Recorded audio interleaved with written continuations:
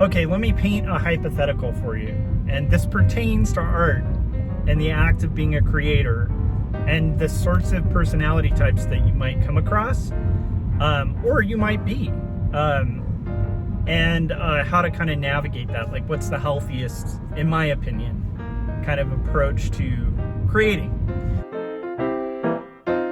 So, you're in a life raft. You've just been in a shipwreck. You get on one of the side life rafts that's like on the side of the ship with 6 or 7 other people.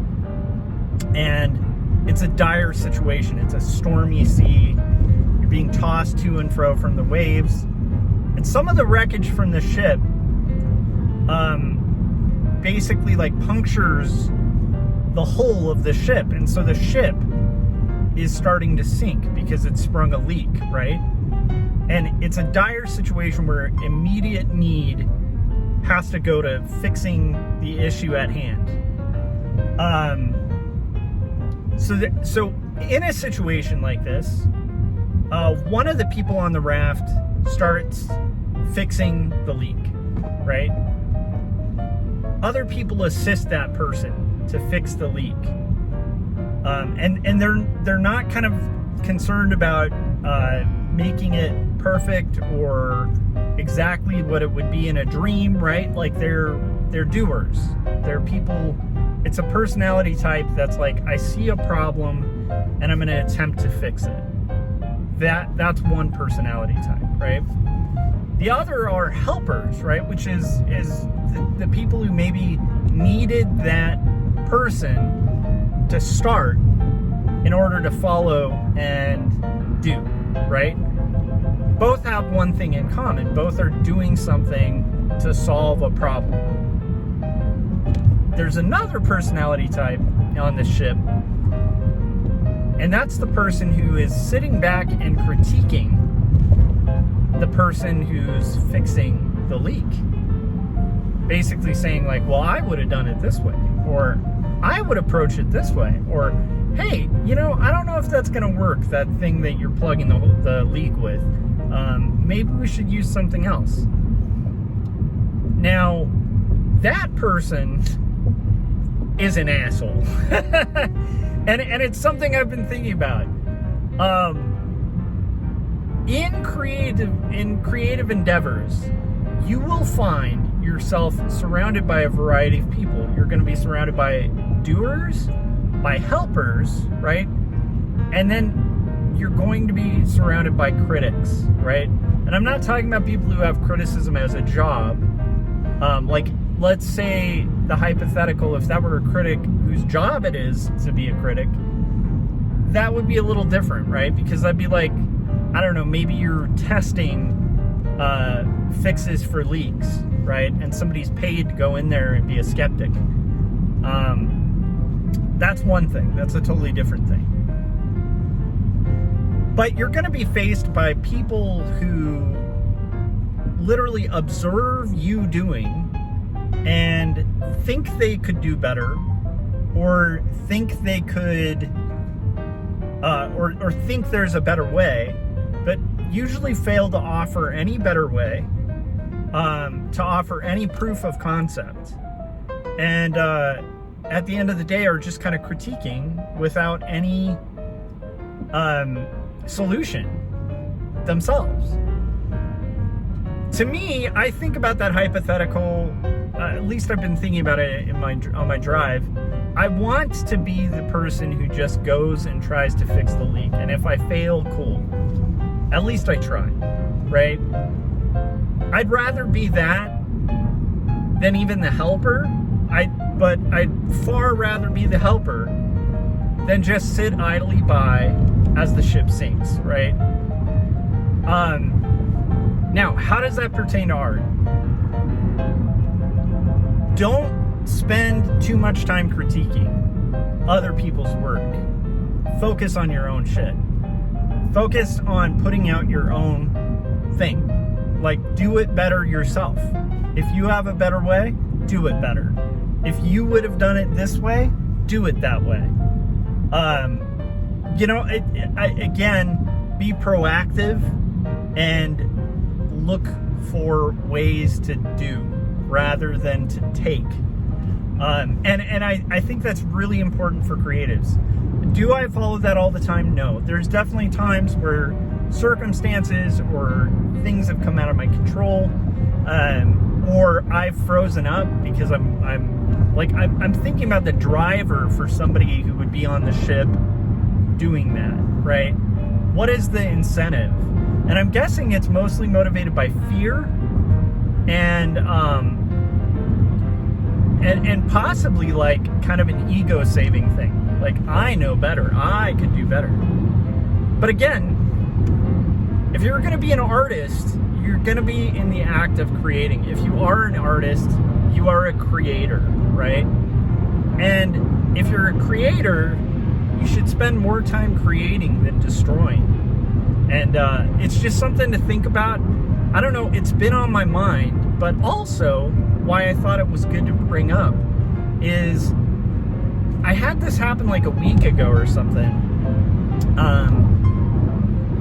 where a scenario like this happened where I was like fixing the leak in the boat and someone was complaining, and in regards to like art. And I wasn't surprised by it. Like, when I was younger, I used to get surprised by that. I used to get surprised that, like, hey, guys, can't you look around? Like, the boat is literally sinking. Like, I mean, somebody needs to do something. So we're doing something. I used to get surprised by that, by naysaying or skepticism or basically, like, haters, right? You know what I mean? And I so much don't want to be the skeptic or the hater of things. I don't mind being skeptical. Like, it's not bad if, like, let's say back to the hypothetical. Let's say the boat is sinking and you know, you're doing something that won't work and somebody comes in and goes, no, that's not going to work. Let's do this, and offers a better solution. That is not bad skepticism. I'd say that's an improver, right? It's an innovator. So it's like somebody who's taking an idea that's existing and then innovating a new iteration of it, right? Be that as an artist. Nothing wrong with that. But the one thing I think as an artist we shouldn't be, and I am going to proactively try really hard not to be, is the guy on the boat who's criticizing the hole in the ship but has nothing to offer to fix it and can only help the boat sink. And that's kind of what I'm getting at. If art is your boat, if your comic is your boat, like your graphic novel is your boat, right? In this scenario, you know, a lot of people who watch this are making comics, or maybe you're making t-shirts, or maybe you're making skateboards, or maybe you're working on a car or something like that. If you're working on this, don't be surprised when you have that hate. Don't be surprised when you're on the life raft and there's a leak sprung, right? And you're trying to fix it. The second you make the action, the choice to do something to solve a problem, you instantly open yourself up to skepticism. And I have empathy for politicians because of this. Because, you know, don't get me wrong, I know a lot of politicians are total slime balls.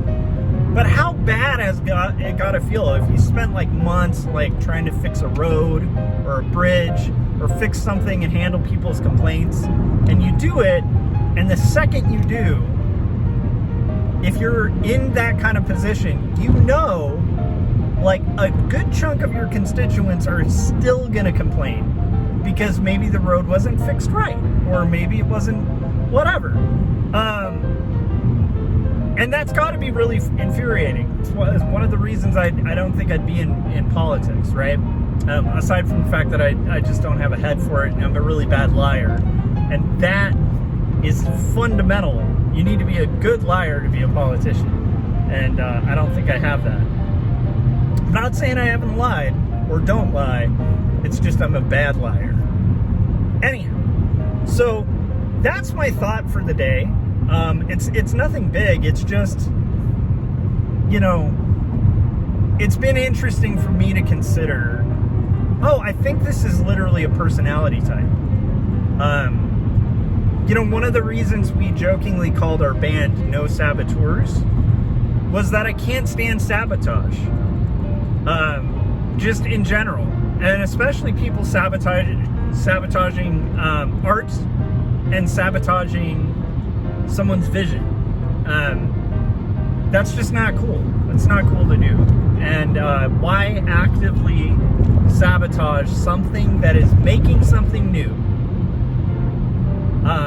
Right? And if you have a better idea, I'm just saying, you know, stop yourself and do it.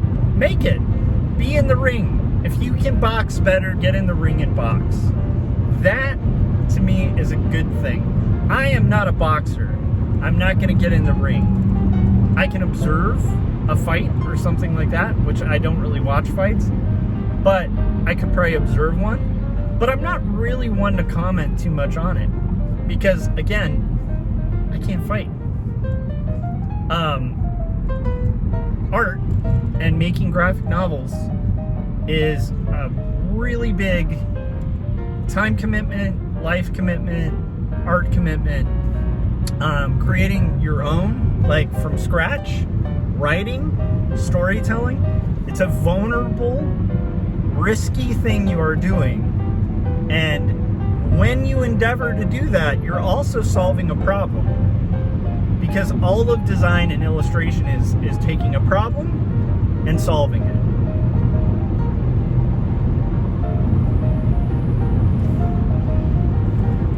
So anyhow, it's just something I've been thinking about. Let me know if this relates to you at all in the chats or in the comments. I'll probably see you guys tonight on my live stream. I feel a little more energy too, so hopefully I'll still have that energy when it gets to work time. But yeah, that's basically it. Talk to you later. Bye.